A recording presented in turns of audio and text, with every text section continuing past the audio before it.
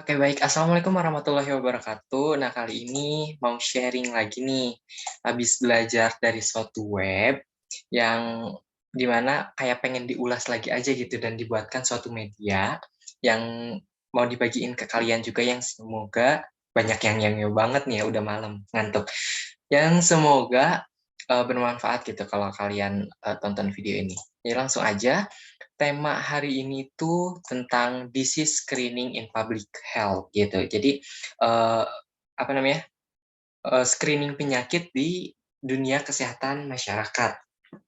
Nah, pertama kita lihat dulu nih definisi. Kayaknya nah, dari definisinya, screening itu adalah pemeriksaan orang tanpa gejala, kuncinya di situ. Pemeriksaan orang tanpa gejala yang nantinya diklasifikasikan. Diklasifikasikan jadi apa? Jadi mungkin atau tidak mungkin untuk seseorang mengidap suatu penyakit yang terjadi untuk suatu penyakit yang menjadi objek screening. Jadi gini, screening itu adalah pemeriksaan orang tanpa gejala yang nantinya diklasifikasikan menjadi mungkinkah atau tidak mungkinkah untuk seseorang tersebut mengidap suatu penyakit yang menjadi objek screening tersebut. Nah, objeknya itu ya bergantung, entah itu mau penyakit COVID-19, entah itu mau kanker, mau apalagi gitu kan yang lain-lain. Yang di mana kan diklasifikasiin tuh mungkin atau tidak mungkin. Kalau dia mungkin untuk mengidap penyakit tertentu itu, dia harus dilanjutkan kepada diagnosis dan dilakukan perawatan. Seperti itu definisinya ya. Jadi kuncinya itu orang tanpa gejala asimptomatik. Nah, terus kita lihat lagi, disease screening in public health ini tujuannya apa sih? Tujuannya ada dua di sini, mengurangi angka morbiditas dan mengurangi angka mortalitas. Jadi ini bahasa ilmiahnya ya. Jadi morbiditas itu simpelnya angka kesakitan. Kalau angka mortalitas adalah angka kematian gitu. Terus kita pindah gesernya ke kiri, seperti apa sih alur dari disease screening in public health gitu. Screening tuh kayak gimana? Jadi pertama di situ bisa dilihat ada screening test. Nah, kalau kita melakukan screening test, itu hasilnya positifkah, negatifkah? Kalau negatif, ya udah biasa aja gitu. Nanti lagi ke depannya entah setahun atau 2 tahun kemudian boleh lakuin screening test lagi. Tapi kalau positif, itu harus dilanjutkan ke diagnostic test gitu, diagnostic test. Nanti dari hasil diagnostic test itu ada 2 output lagi, disease dan no disease. Kalau disease ya berarti dia memang sakit mengidap penyakit itu gitu. Tapi kalau dia no disease berarti positif yang di awal di screening itu adalah false positif atau positif palsu. Jadi sehingga di sini juga biasnya masih lebih besar gitu. Dan kalau dia no disease bisa ngelakuin screening test lagi di 1 tahun atau 2 tahun ke depan gitu. Nah, gimana nih kalau dia disease ternyata screening test positif, di diagnostic test juga dia mengidap penyakit, sehingga langsung harus mengambil tindakan effective treatment gitu. Apa namanya? Pengobatan yang efektif gitu dengan adanya screening test ini. Nah, ini kita udah tahu nih alur screening test tuh kayak gitu kan. Nah, sekarang kita lihat apa sih hubungannya sama riwayat alamiah penyakit. Ternyata bisa dilihat ini ada bagannya. Oke, bentar. Nah, ada bagannya ada 5. Ada exposure, biologic onset, onset of symptoms, usual time of diagnostic or symptom, dan yang kelima, death from disease. Nah, exposure gitu. Exposure-nya apa nih? Di sini kita ambil contoh rokok gitu. Entah itu perokok aktif, kita yang rokok, atau perokok pasif, kita yang dapat udaranya aja gitu. Pokoknya exposure-nya rokok. Terus, selanjutnya adalah tahap biologic onset perubahan jaringan. Jadi kita merokok nih, misalkan ambil yang kita merokok ya, perokok aktif. Kita merokok setahun, 2 tahun, 3 tahun, enggak, kita masih sehat aja gitu. Dan tanpa kita sadari ternyata dalam paru-paru kita gitu, di tahap biologic onset itu terjadi perubahan jaringan. Kita tetap merokok dan kita ya udah sehat-sehat aja, tapi ternyata dalam tubuh kita itu terjadi perubahan jaringan yang nantinya lanjut ke tahap ketiga, yaitu onset of symptom. Jadi di situ mulai ada gejala, 5 tahun, 7 tahun, 10 tahun, ternyata 10 tahun kita ngerokok, berat badan kita turun. Kita nggak bisa nambah berat badan, yang ada malah turun, turun, dan turun. Di situ munculnya gejala, misalkan 10 tahun ngerokok gitu. Terus gara-gara berat badan turun terus ya kan pasti namanya kita panik gitu. Pasti kita pergi ke dokter. Nah, tindakan kita pergi ke dokter ini adalah udah di tahap keempat, yaitu usual time of diagnostic or symptom. Jadi untuk memastikan simptom yang kita punya terhadap diagnostik dokter yang ada. Yang nantinya hasilnya yaitu yang terakhir, tujuan, goals dari si penyakit ini. Jadi penyakit datang ke tubuh kita, dia punya tujuan. Di sini dibagi menjadi 3. Ada recovery, ada disability, or death.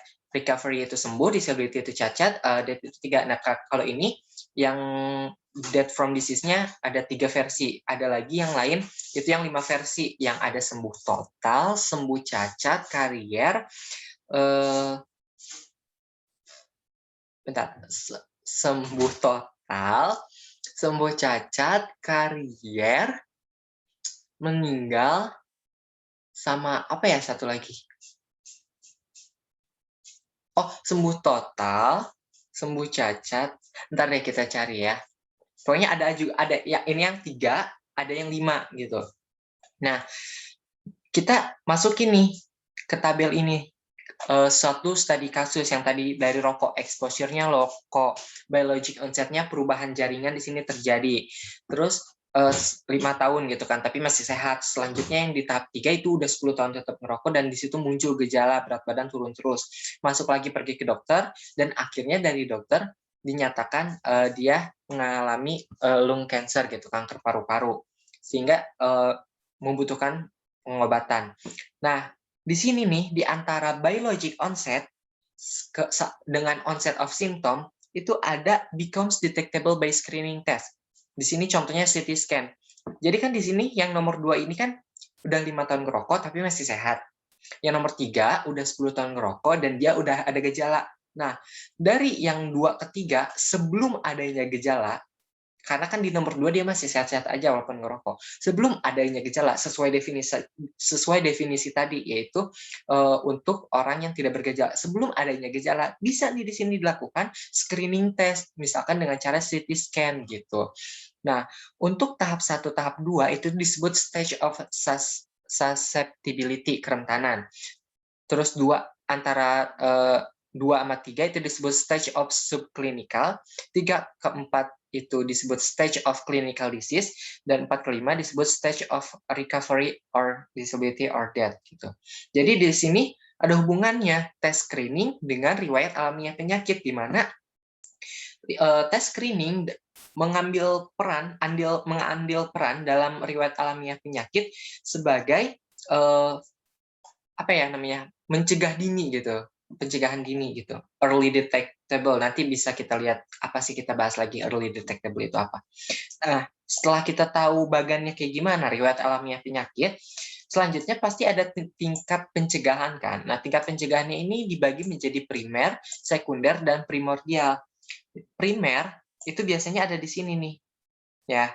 Yang itu contohnya bisa kita langsung berhenti merokok atau menjauhi orang-orang yang merokok gitu. Terus untuk sekunder yang di sini tadi screening test. Ingat ya, screening itu bukan untuk menghindari penyakitnya. Dengan kita screening bukan berarti kita nggak akan kena cancer, lung cancer yang tadi. Dengan kita screening itu sebagai upaya mitigasi gitu kan. Di sini yang harus dicamkan. Terus tingkat pencegahan yang primordial itu biasanya dengan bantuan hukum membuat aturan kawasan tanpa rokok, atau ada kan peraturannya tuh, atau apa namanya, jangan di kendaraan umum jam merokok, seperti itu. Biasanya ada bantuan tegasan hukumnya gitu di tingkat pencegahan primordial. Nah, kita udah tahu alurnya gimana, kita udah tahu hubungannya sama riwayat alamiah penyakit, tingkat pencegahannya apa. Nah, di sini ada lain-lain nih, di mana tentang lain-lain itu tentang yang screening public health. Nah, di sini yang pertama, screening dilakukan biasanya untuk penyakit kronis. Kenapa untuk penyakit kronis? Karena dalam penyakit kronis itu ada yang namanya long incubation period. Yang mana sih long incubation period? Kalau kita lihat lagi ke bagian riwayat alami penyakit, ya, yang nomor 3 sampai nomor 5 nih, dari 3 ke 5 itu yang namanya long incubation period gitu. Jadi panjang masa inkubasinya. Terus gimana untuk penyakit tidak kronis, kenapa tidak tidak begitu cocok gitu screening ini dilakukan? Karena dalam penyakit tidak kronis dia tidak punya tuh yang tadi yang namanya long incubation period, karena dia yang ada yang dia miliki adalah masa inkubasinya singkat. Misalkan kan kalau tadi lung cancer, dari sini berat badan turun untuk sampai dia ke lung cancer, di entah itu sembuh total atau mati atau apa, itu butuh waktu panjang gitu kan. Nggak mungkin begitu dia, aduh berat badan turun, besoknya ke dokter, dicek ternyata cancer, terus seminggu langsung meninggal gitu. Mungkin saja kalau emang stadiumnya udah tinggi gitu. Tapi kan di sini biasanya butuh long incubation period gitu, waktu yang lama gitu. Sedangkan kalau penyakit tidak kronis, kita ambil contoh flu gitu kan. Senin Anda merasa tidak enak badan, Rabu udah ngocor tuh pilek, ya nggak? Di mana waktu untuk screening gitu. Jadi tidak terlalu cocok gitu screening ini dilakukan terhadap penyakit yang tidak kronis, karena biasanya untuk penyakit kronis. Nah, yang selanjutnya yang kedua, screening juga biasa dilakukan untuk kasus penyakit yang banyak dalam data gitu. Jadi kita research gitu kan, data apa aja sih penyakit yang banyak kasusnya di Indonesia. Oh, ada diabetes, bisa dengan cara cek gula darah kan yang disuntik-suntik itu. Terus misalkan ada apa lagi, hipertensi. Pokoknya yang biasanya penyakit-penyakit secara statistik itu tinggi, banyak gitu. Terus yang ketiga, screening juga biasa dilakukan untuk kasus penyakit yang membutuhkan waktu perawatan sangat lama. Iya, kayak tadi, selain ada long incubation-nya, ya pasti perawatannya juga lama gitu, nggak singkat, nggak sekarang didiagnosis kanker, cuma seminggu atau 1 kali kemo langsung sembuh, nggak kan, pasti panjang waktu perawatannya, seperti itu. Nah, jadi kan udah sempat nyinggung tentang early detection. Jadi di sini kita bahas nih, different between screening and early detection. Apa sih bedanya screening dengan deteksi dini? Jadi ini tuh rada tricky gitu dari ilmu yang didapatkan juga. Dia bilangnya rada tricky antara screening dan deteksi dini gitu. Apa sih bedanya? Di sini ada banyak. Pertama, screening itu untuk subjek tanpa gejala. Jelas, balik lagi ke tadi definisi. Jadi screening untuk orang-orang yang tidak punya gejala. Tapi early detection itu untuk subjek yang sudah punya gejala. Misalkan, nih ya, kita balik lagi ke sini. Yang nomor 2, dia kan udah 5 tahun ngerokok kan tadi, dan belum ada gejala, dia masih ngerokok dan sehat-sehat aja. Nah ini, di sini boleh dilakukan screening, gitu. Itu namanya screening. Tapi kalau dia ke dokternya, mengecek kesehatannya saat dia udah berat badannya turun, udah punya gitu, batuk, itu yang namanya deteksi dini. Lalu yang ketiga, early detection early detection itu bagian dari screening gitu. Jadi screening nih ada bagian-bagiannya. Nah, di antaranya itu adalah early detection gitu. Jadi tingkatan yang paling tinggi ada screening karena early detection adalah bagian dari screening seperti itu. Terus early detection jika dilakukan pada populasi gitu kan, itu bisa disebut screening, boleh disebut screening kalau early detection dilakukannya pada tingkat populasi. Tapi-nya kita lihat lagi, early detection biasanya untuk subjek individu, bukan populasi. Dan yang terakhir, baik screening maupun early detection itu sama-sama berguna untuk melakukan early treatment gitu. Perawatan dini juga gitu. Dengan kita melakukan screening atau early detection, tujuannya sama-sama untuk merawat diri ini secara dini gitu, supaya tidak memiliki simptom-simptom yang lebih berat, dan goals yang kelima nih dari riwayat alami penyakit tidak sampai death gitu, bahkan disability, kalau bisa recovery seperti itu. Oke, sepertinya tadi semua sudah dibahas, jadi baru ini saja yang saya dapetin mau berbagi gitu. Jadi, this is screening in public health ini materi kursus saya minggu pertama. Kita tahu definisi, kita tahu tujuan, terus tahu alurnya kayak gimana, apa hubungannya sama riwayat alamiah penyakit, tingkat pencegahan itunya kayak gimana, terus ada fakta lain-lain, serta perbedaannya screening dengan early detection. Sekian, terima kasih. Assalamualaikum warahmatullahi wabarakatuh.